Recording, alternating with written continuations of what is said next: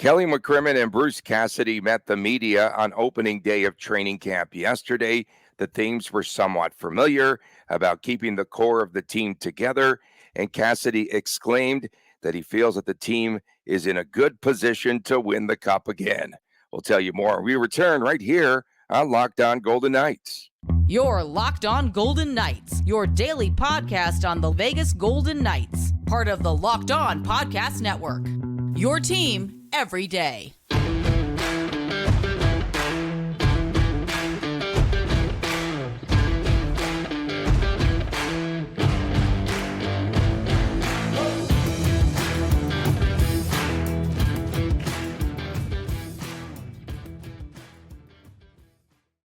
Hi again, everyone. Tony Cardasco, Chris Golick from Las Vegas. Thanks for making us your first listen each and every day. You could find us wherever you get your podcast. And also, make sure to subscribe to the YouTube channel, Locked On Golden Knights. We are brought to you today by FanDuel.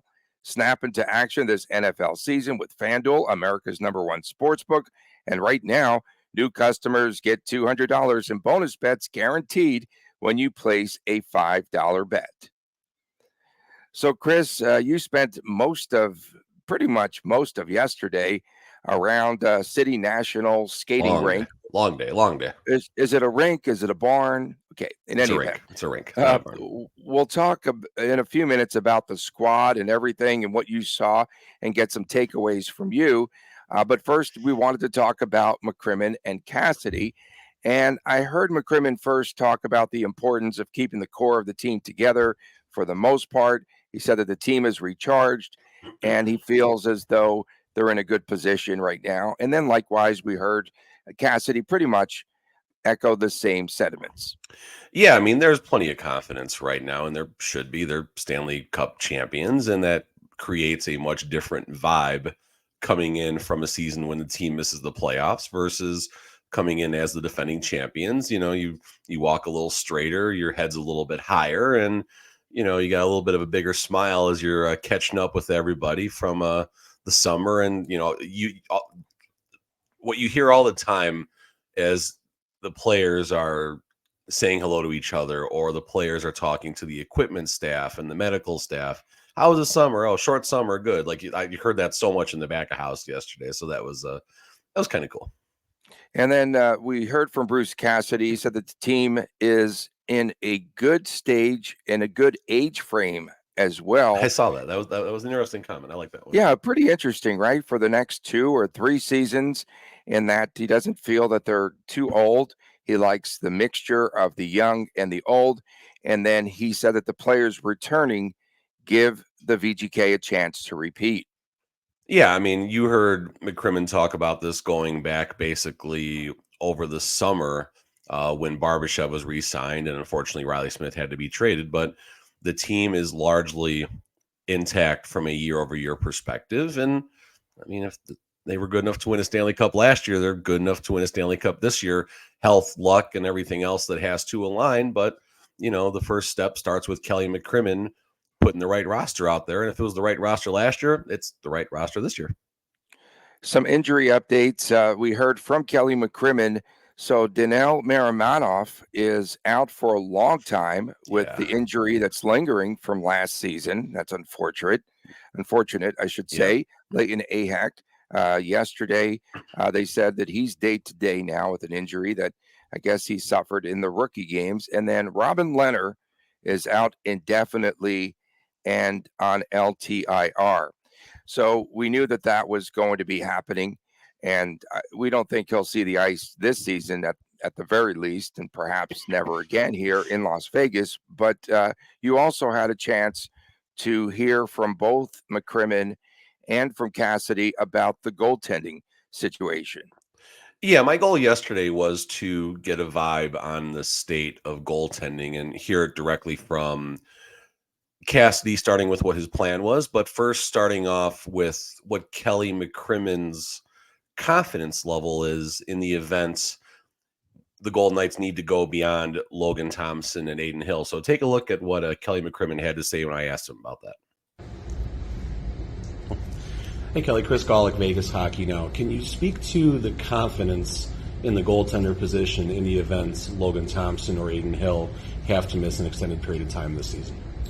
Yeah, and goaltender injuries, not just in Vegas, where certainly last year it impacted us. And it was interesting last year, we had no goaltender injuries for 54 or 55 games, whatever it was, and then we had a number of them.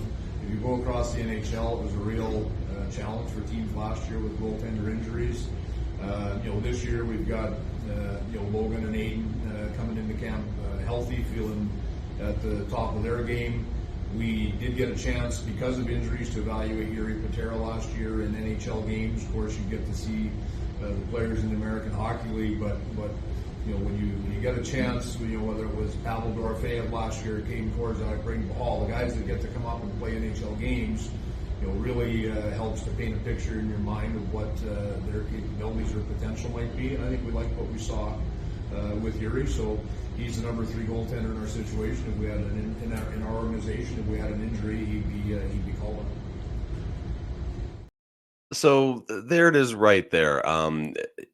McCrimmon felt Patera painted a good picture last year of what his capabilities are heading into this season. Just put an article out in Vegas Hockey Now and did the math. There's 160 regular season starts on the Golden Knights roster right now. You add 16 playoff games, of course, for what Aiden Hill did last year. I hear those numbers, and there's not even 2 full seasons of regular season experience. That's kind of concerning to me. But McCrimmon is coming out and saying he's confident in what they saw in Patera last year for his couple games on the ice against NHL competition. You parlay that, of course, with what the scouts are saying. I feel a lot better than I did maybe 2 months ago. And the one thing you could tell there, one thing I noticed, is that McCrimmon calls all the shots. So he pretty much anoints Yuri Patera the third. He's the 3rd goaltender. Pretty interesting. Yeah, I mean, there should be a battle for number 3, I think. Well, Cassidy talked a little bit about that, if you want to get right to that. But it's definitely Patera's spot. So next up, we're going to hear from Bruce Cassidy. And basically, my question was, what's the plan? And I knew there wasn't going to be, there's only so much he's going to say, but Cassidy said probably more than he needed to say as well. So, and note to self, next time when I do these videos, do them in widescreen. But anyway, here we go. That's our plan going in. Bruce, have you thought about the goaltenders at all, as far as, do you think you're going to have a clear-cut starter? Is it going to be more the hot hand? Have you just thought about that yet? Well, Logan and Aiden have are ahead of, obviously, Patera. Vickman's a younger guy. So how we divvy up their starts, well, let's get through training camp first. I mean, Aiden had an injury, finished very strong for us. As we know, Logan started very strong for us as an all-star and had an injury that didn't allow him back into the net. So let's get them through camp healthy, and then we'll make a decision who's going to play a little bit more, if it's going to be split equally. I can't tell you right now how that will play out. How they play will determine a lot of that. Yet we're not playing one guy 60 games, I can promise you that, unless there's some crazy reason we have to. But will one play more than the other? That'll be decided down the road by how they play. I don't think one will play a lot more than the other at the end of the day. If they both play their abilities, it's not necessary. And they're both good goaltenders. You mentioned. So I'm going to take a little victory lap here for a second. I've been saying all summer that Aiden Hill, great goaltender. I don't need to qualify any more comments about that, but Logan Thompson has an equal opportunity at an equal number of starts or greater, and it's going to be determined based on what Cassidy's comments were. If one's playing a little bit better than the other, we're not looking to play one goalie 60 games, but their play on the ice will determine which goalie might get more starts. So there's going to be a competition for the net. It's going to be a healthy competition. I don't see anything to suggest, Aiden Hill in a separate interview scrum yesterday mentioned he's known Logan Thompson since they were 7 years old. They go back a long, long time together. So they're going to push each other. There's a friendship there. And I think if one does a little bit better than the other is okay with that, and it's going to give them motivation. It's pretty interesting. And he said no goaltender will play 60 games this year. Barring something strange, yeah. Yeah, of course. I'm just concerned if one of those two does go down. Yuri Patera is going to get 60 starts this year. Yuri Patera, I'm not quite sure 60, if he's 60 starts for Yuri. I'm not quite sure if he's the man. Coming up next, we are going to talk more as Chris gives us his observations from training camp yesterday. We'll get to that when we return right here on Locked On Golden Knights. Go to birddogs.com/LockedOnNHL or enter the promo code LockedOnNHL for a free white tech hat when you make any order. And you won't want to take your bird dogs off. We promise you, bird dogs make you look really good. Chris, I actually broke out the bird dogs sweatpants that they sent us. Those are super comfortable. I don't know if you've worn yours yet, but they're really nice. Okay. And they make you feel good. They do fit slimmer, the shorts, and of course the sweatpants that we got. And thanks again for the care package. The shorts do the same thing, and they do the same things as a Lululemon, but fit much better. They fit way better than regular shorts that are made of a stiff, sort of restricting cotton. Bird Dogs uses an anti-stink sweat wicking fabric that keeps you cool and dry all day long. So once again, go to birddogs.com. You don't have your hat, do you? I was looking for it when you started saying it. Go to birddogs.com/LockedOnNHL or enter the promo code LockedOnNHL for a free white tech hat with any order. You won't want to take your bird dogs off, we promise you. Welcome back to Locked On Golden Knights. Tony Cardasco, Chris Golick from Las Vegas. Thanks for making us your first listen each and every day. Don't forget, coming up in our final segment of the day, of the week. Our fine final segment. I like that. Our fine final segment. It'll be WTF What the Friday with some of the fan reacts as well. So one big question that looms, at least for now, Chris, who will replace or take Riley Smith's place? And it appears as though, based on all that you tweeted out yesterday, and we really appreciate that. I know the fans do, and everything that we heard from both McCrimmon and especially Bruce Cassidy in rare South Beach Bruce fashion. It appears as though Paul Cotter has an early edge to play, as Cassidy might put it, that left flank on the line with William Karlsson. So I actually did ask, and I was going to try and cue the video up really quick here, but I'm not going to be able to do it. I did ask Cassidy yesterday, it was the final question of the presser, if there was like a dollar for dollar, player for player type of replacement on the roster for Riley Smith. Cassidy thought I was talking about contract, and Cassidy said, oh, the money doesn't matter. And I actually kind of cut him off. I said, no, not money withstanding, just, and then he ended by saying it wouldn't be appropriate to say there's a replacement. But he did kind of go, I was wondering if he was going to say anything about Nick Waugh. I was really curious to see if he was going to mention Nick Waugh. And instead it was more about, who brings different aspects of Riley Smith's game right now. But early indications, all the lines were completely intact from how they ended last season. So the Golden Knights training camp is divided up into 3 separate teams, and each team has about a third of the players from the big club. And then obviously you have a lot of rookies and prospects out there just kind of, doing their thing, trying to make an impression, obviously. And everything was intact. You saw Eichel with Barbashev and Marchessault, et cetera, et cetera, et cetera. And Cassidy was asked about that as well. And he mentioned it was just about getting people familiar coming out of camp, coming back into camp. And then we know he's going to mix things up a little bit and see what's out there. Yeah, and he did say that we won't be seeing a lot of those lines together during the preseason. They will mix and match. Brisson, that's what he calls Brisson. That's really interesting. But what was the most intriguing line for you to see yesterday? anything involving Carlson and Cotter. They put a show on yesterday, and here's a fun little video clip of Paul Cotter working a little drill and then coming down on a breakaway. Go watch all the way to this is a much shorter one, but go all the way to the end of this one. This is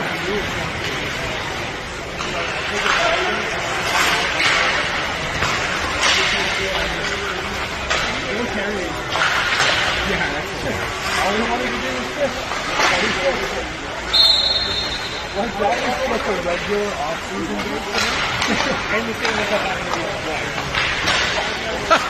happened.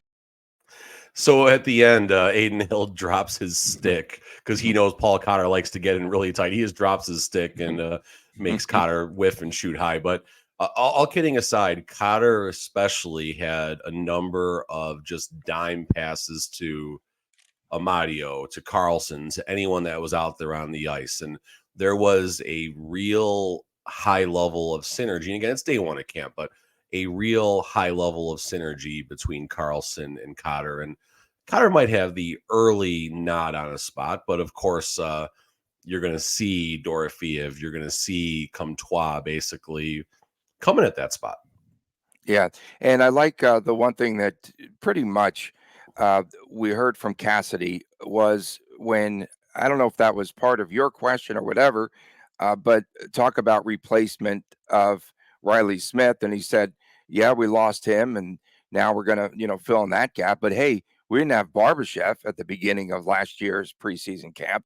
So that was a pretty interesting note. And then that was mine, I think, but yeah. Yeah. And then Max Comtois, a lot of conversation about him. And he said, big bodied player that gets in front of the net, all the stuff, that you had scouted and we had spoken about.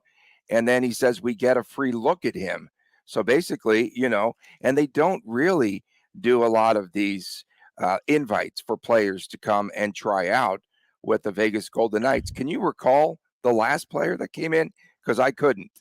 No, pardon me. No, I can't. I think McCrimmon also did allude to that in his presser and basically said something they don't do a lot of. I can't recall. I don't know if they had anything weird in season one, just the way things kind of shook out there. But back to Comtois, he struggled a little bit, but he also wasn't out there.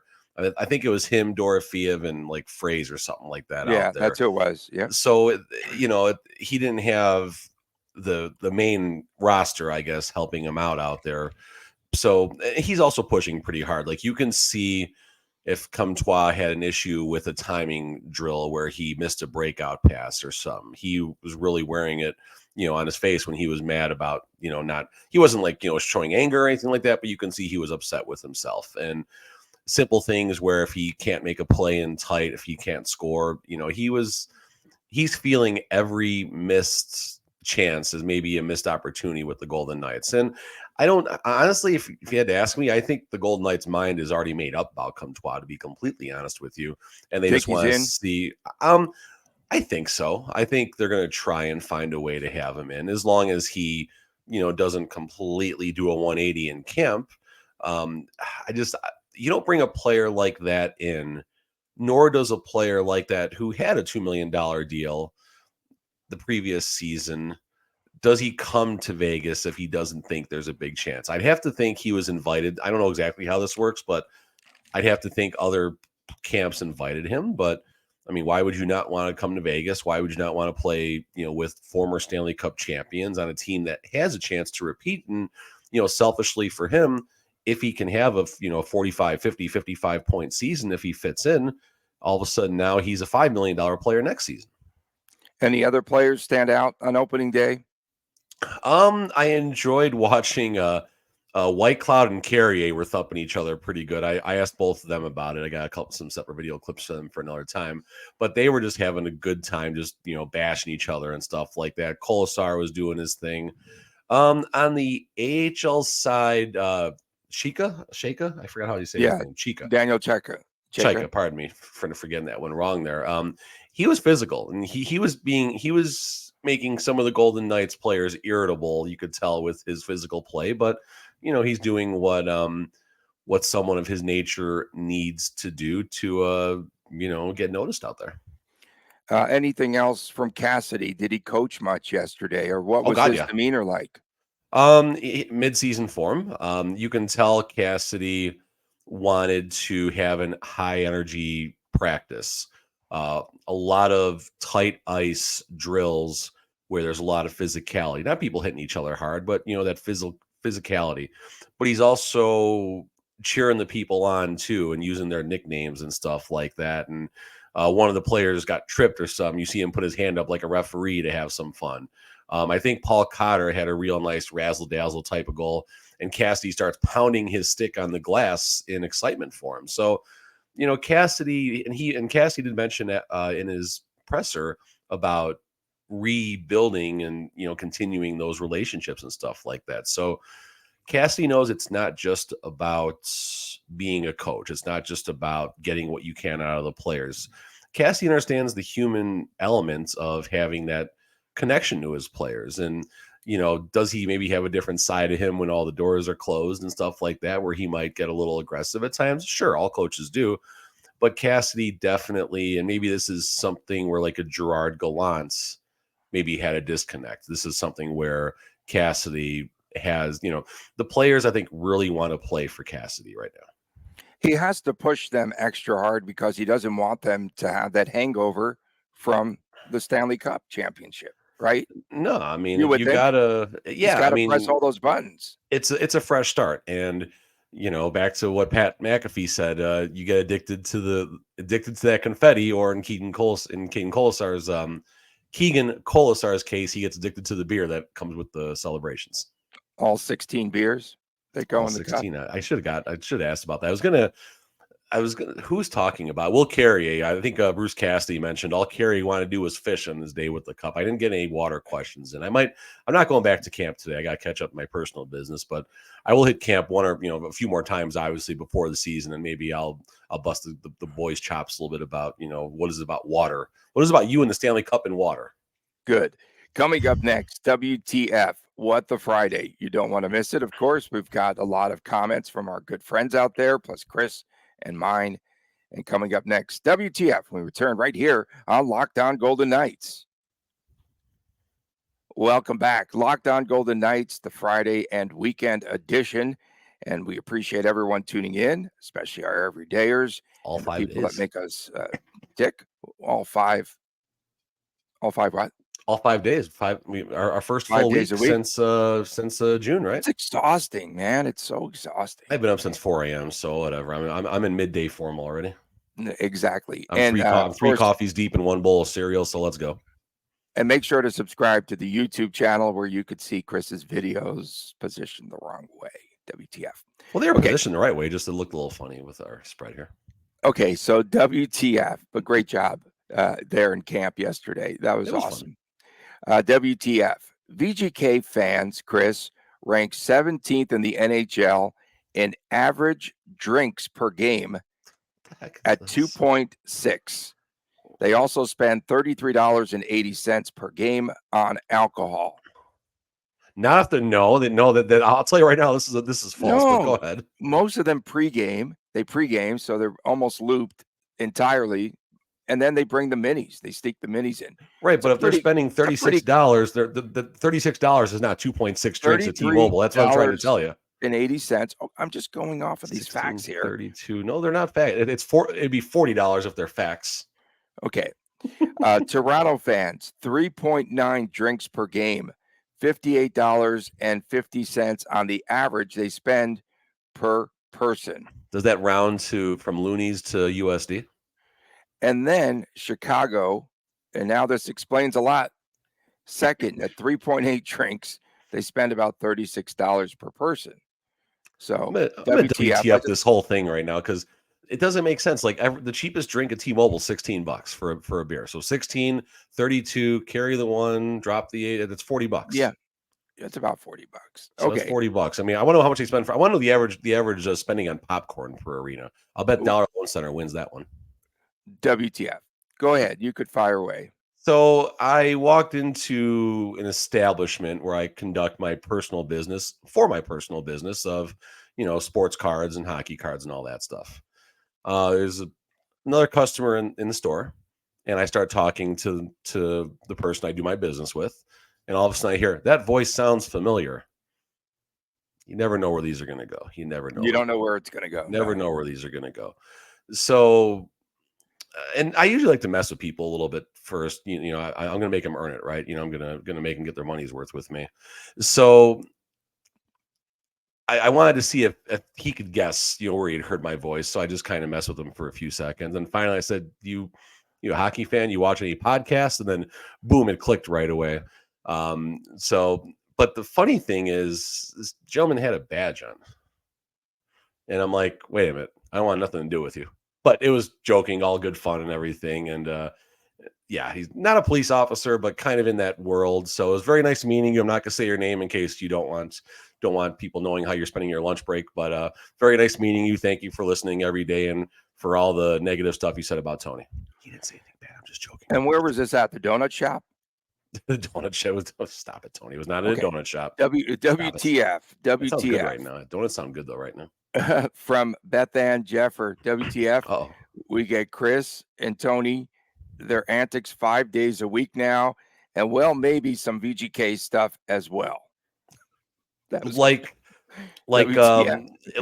the split between Logan Thompson and Aiden Hill, about 50-50. You get about 50% hockey and about 50% nonsense like this right now. So there you go. WTF is going on with Maramanoff and Leonard. This is from Tyler Hillman. It concerns me that we still don't have a solid answer on Maramanoff either. He's hurt. He's got a long-term injury. I mean, what was his injury? I believe it's a lower body. I forgot exactly what. It's got to be like an ACL or something. It could be. Right? So first of all, I believe those comments came through before the presser yesterday as well, and then after the presser, I responded. But going to Robin Leonard, we know he's done. There's not a path to him coming back, which I think that's unfortunate. I would like to see him back in a Golden Knights uniform and do well. He'd take up the entire do net. Well, and whatever. Do what you got to do. From the reports, no, from the exactly. And then Tamir Manoff, all I remember is we know he had a couple injuries on and off last season. And then what I read was, I think it might have been Stephen Marsh. Good catching up with him yesterday, but Stephen Marsh, I think, alluded to Miramanoff being down for a long time. If it wasn't Stephen, sorry, Stephen, but either way, shout out to you. Miramanoff was down for a long time before they even got him off the ice. So unfortunate, but we'll see if he can get back. WTF is up with the VGK Scripps Sports app or streaming platform. Nighttime Plus or nighttimeplus.com. This is a good thing. I'm curious what this is going to be. So either you download the app or you can go online and you can pay for the entire season, 69 games for $69.99 or $6.99 per game. $1 per game.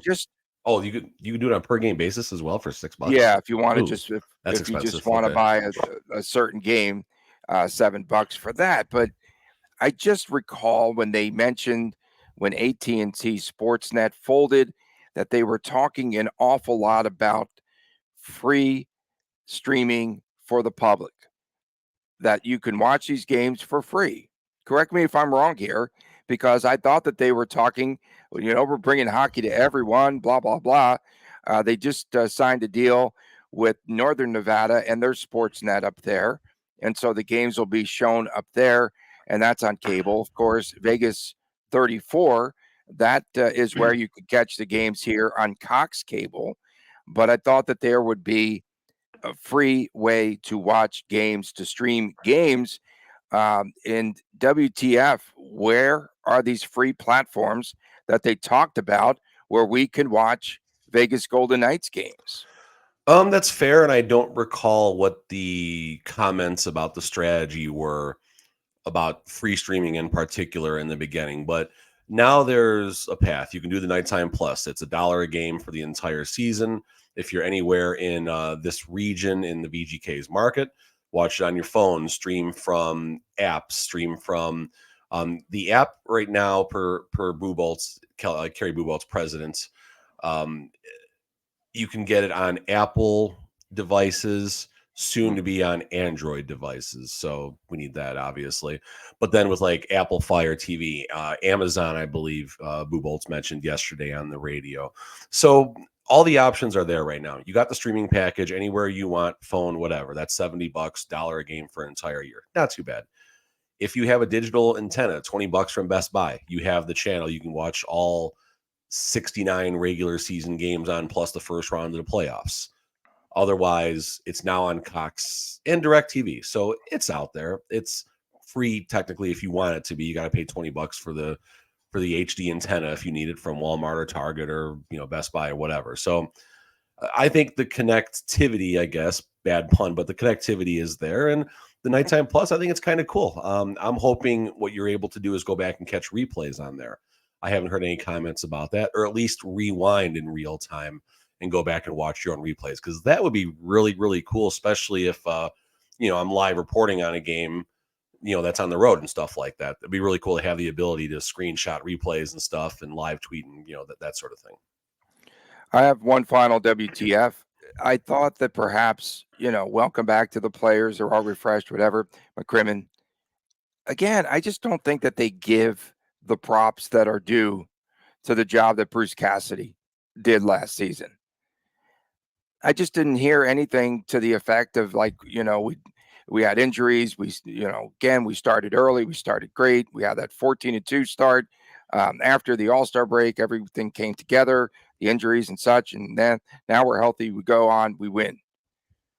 But no acknowledgement whatsoever of Bruce Cassidy. The made men don't give South Beach Bruce his props. I mean, we don't know what's said behind the scenes and stuff like that. It would have been a public acknowledgement would have been nice again, without going overboard and being too sappy. I get it, and it's a drum you've been banging for the summer, and I'm not going to tell you you're wrong, but I'm not overly concerned about it either. Do you think they might have told Bruce Cassidy to stay in his lane?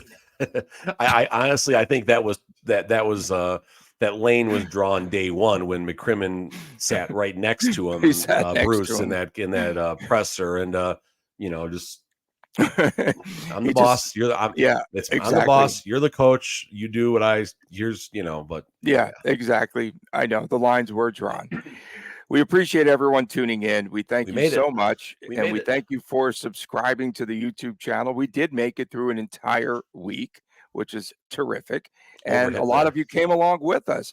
And also, in addition to the everydayers, Chris, we have to acknowledge all the first-time fans that have been tuning in, all of those unique listeners and viewers. So we appreciate all of you. And if you guys do see me around, City National, T-Mobile, Lifeguard, I would love to talk to anyone who, does follow what me and Tony do. It'd be a lot of fun just to have those connections and, shoot the breeze a little bit. So if you see me in my work environment, this is not work. If you see me in my work environment, please, stop me, take me in the restaurant, buy me a beer. Let's go.